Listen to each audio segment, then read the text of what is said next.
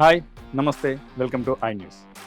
మానవుడు పర్వతాలను తవ్వాడు, నదులపై వంతెనలు నిర్మించాడు, సముద్రాలపై వేల కిలోమీటర్ల వంతెనలు కూడా కట్టాడు. ఇప్పుడు భారత్ చేయబోతున్న పని వీటన్నింటికన్నా భిన్నమైనది.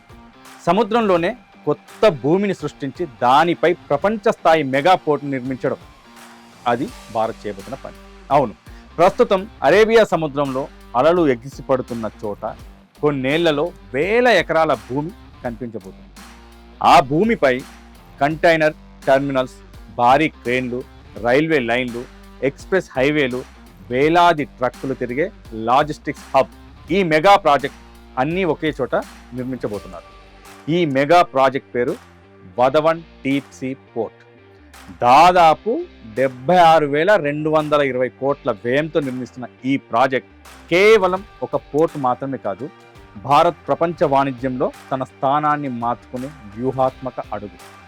ఈరోజు దీని పూర్తి కథ ఏంటో తెలుసుకుందాం. ప్రపంచంలో ఒక దేశం సంపన్నంగా మారాలంటే బలమైన పోర్టులు ఉండాలి.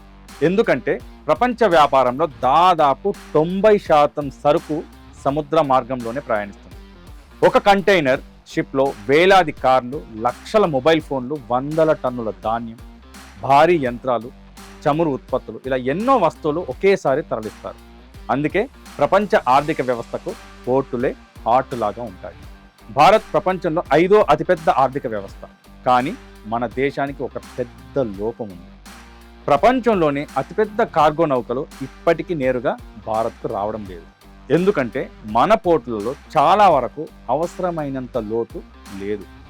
ప్రస్తుతం ప్రపంచంలో 24,000 కంటైనర్ల వరకు మోసుకెళ్లే అల్ట్రా లార్జ్ కంటైనర్ షిప్స్ నడుస్తున్నాయి. వాటికి కనీసం 18 నుంచి 20 మీటర్ల నీటి లోతు అవసరం. భారత్లోని అనేక పోర్టుల్లో అంత లోతు లేకపోవడంతో ఈ నౌకలు ముందుగా సింగపూర్, కొలంబో, దుబాయ్లోని జబెల్ అలీ వంటి విదేశీ పోర్టులకు వెళ్తాయి. అక్కడ సరుకును చిన్న చిన్న నౌకల్లో మార్చి తర్వాత భారత్కు తీసుకొస్తారు. దీన్నే ట్రాన్స్షిప్మెంట్ అంటారు. దీనివల్ల సమయం పెరుగుతుంది, ఖర్చు పెరుగుతుంది, భారత ఎగుమతుల పోటీ సామర్థ్యం తగ్గుతుంది. ఈ సమస్యకు శాశ్వత పరిష్కారమే ఈ వధవన్ డీప్ సీ పోర్ట్. మహారాష్ట్రలోని పాల్ఘర్ జిల్లాలో ఉన్న వధవన్ ప్రాంతంలో సముద్రం సహజంగానే 20 మీటర్ల లోతు వరకు ఉంటుంది. అందువల్ల ప్రపంచంలోని అతిపెద్ద కంటైనర్ నౌకలు నేరుగా ఇక్కడికి చేరుకోగలరు. ఇది పూర్తయితే భారత్కు విదేశీ ట్రాన్స్షిప్మెంట్ హబ్లపై ఆధారపడాల్సిన అవసరం గణనీయంగా తగ్గుతుంది. సముద్రంలో భూమిని ఎలా సృష్టిస్తారు మరి అంటే ఇప్పుడు అసలు అద్భుతం మొదలవబోతుంది. పోర్టు నిర్మించడానికి అక్కడ తగినంత భూమి లేదు. అందుకే సముద్రంలో దాదాపు 1,448 హెక్టార్ల కొత్త భూమిని సృష్టించాలని నిర్ణయించారు. దీన్ని ల్యాండ్ రిక్లమేషన్ అంటారు. ముందుగా సముద్రంలో 10.14 కిలోమీటర్ల పొడవైన భారీ రాతి గోడలు నిర్మిస్తారు. వీటిని బ్రేక్ వాటర్స్ అంటారు. ఇవి అలల శక్తిని అడ్డుకుంటాయి. ఆ తర్వాత కోట్ల టన్నుల రాళ్ళు, ఇసుక, ప్రత్యేక నిర్మాణ పదార్థాలను లోపల్లో నింపుతారు. సంవత్సరాల తరబడి ఈ ప్రక్రియ కొనసాగుతుంది. అలా సముద్రం మధ్యలో కొత్త భూమి పుడుతుంది. ఈ పోర్ట్లో 9 కంటైనర్ టెర్మినల్స్, ఒక్కోటి దాదాపు 1000 మీటర్ల పొడవుతో నిర్మిస్తారు. వీటితో పాటు 4 మల్టీపర్పస్ బెర్త్లు, 4 లిక్విడ్ కార్గో బెర్త్లు, ఒక ఆర్ఓ బెర్త్, ఒక కోస్ట్ గార్డ్ బెర్త్ ఉంటాయి. వందల అడుగులు ఎత్తున్న ఆటోమేటెడ్ క్రేన్లు, వేర్ హౌస్లు, కోల్డ్ స్టోరేజ్లు, కస్టమ్స్ సదుపాయాలు, లాజిస్టిక్స్ పార్కులు అన్నీ ఒకే చోట నిర్మించబడతాయి. పూర్తయ్యాక ఈ పోర్ట్ వార్షిక సామర్థ్యం దాదాపు 298 మిలియన్ మెట్రిక్ టన్నులు. అందులో 23.2 మిలియన్ టన్నుల కంటైనర్ హ్యాండింగ్ కెపాసిటీ ఉంటుంది. ఇది కేవలం పోర్టు కాదు, ఒక పూర్తి పారిశ్రామిక నగరం. కానీ ఈ పోర్ట్ అసలు బలం ఏంటో తెలుసా? దాని కనెక్టివిటీ. వధవన్ పోర్ట్ను నాసిక్ జిల్లాలోని బర్వీర్ వద్ద సమృద్ధి ఎక్స్ప్రెస్ వేతో కలిపే 105 కిలోమీటర్ల ఎక్స్ప్రెస్ ఫ్లైట్ కారిడార్ను మహారాష్ట్ర ప్రభుత్వం ఆమోదించింది. దీంతో ప్రయాణ సమయం 5 గంటల నుంచి కేవలం 1.5 తగ్గుతుంది. దీనికి తోడు పోర్ట్ను NH-48తో కలిపే 32 కిలోమీటర్ల 4 లేన్ల ఎక్స్ప్రెస్ వే కూడా నిర్మాణంలో ఉంది. అంటే దేశంలోని ఫ్యాక్టరీల నుంచి వచ్చిన సరుకు నేరుగా రైలు, రోడ్డు ద్వారా పోర్టు చేరుతుంది. సమయం ఆదా అవుతుంది, ఎగుమతులు వేగవంతమవుతాయి. ఇటీవలే ఈ ప్రాజెక్టుకు ఒక కీలక అడ్డంకి తొలగింది. అది రిక్లమేషన్ జోన్లోని మ్యాంగ్రోవ్ చెట్ల తొలగింపునకు బాంబే హైకోర్టు అనుమతి ఇచ్చింది. దీంతో బ్రేక్ వాటర్, నియర్ షోర్ రిక్లమేషన్ కాంట్రాక్టులు ఇప్పటికే కేటాయించారు.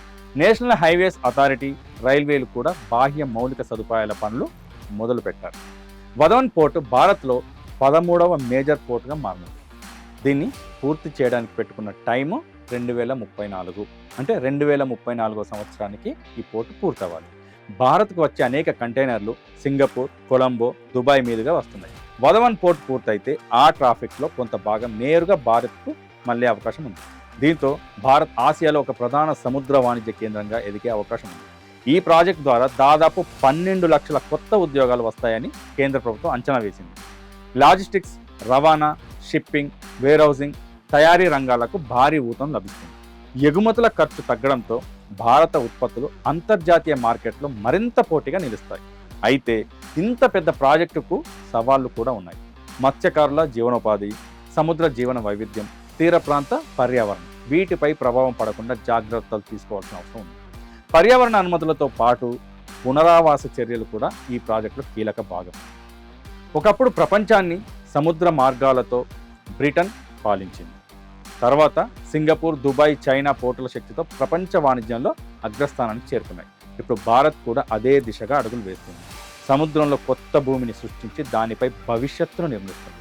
వధవన్ పోర్టు విజయవంతమైతే అది కేవలం మహారాష్ట్రకే కాదు, భారత మొత్తం ఆర్థిక వ్యవస్థకు కొత్త డోర్లను ఓపెన్ చేసినట్లు ఉంటుంది. సముద్రం మధ్యలో పుడుతున్న ఈ కొత్త భూమి భారత వాణిజ్య చరిత్రలో కొత్త అధ్యాయానికి నాంది కావచ్చు. భారత్ నిర్మించబోయే ఈ ప్రాజెక్టు మన దేశ ఆర్థిక వ్యవస్థకు మూల స్తంభంగా నిలుస్తుందా? మీరు కామెంట్ చేయండి, సబ్స్క్రైబ్ చేయండి, షేర్ చేయండి. Thank you.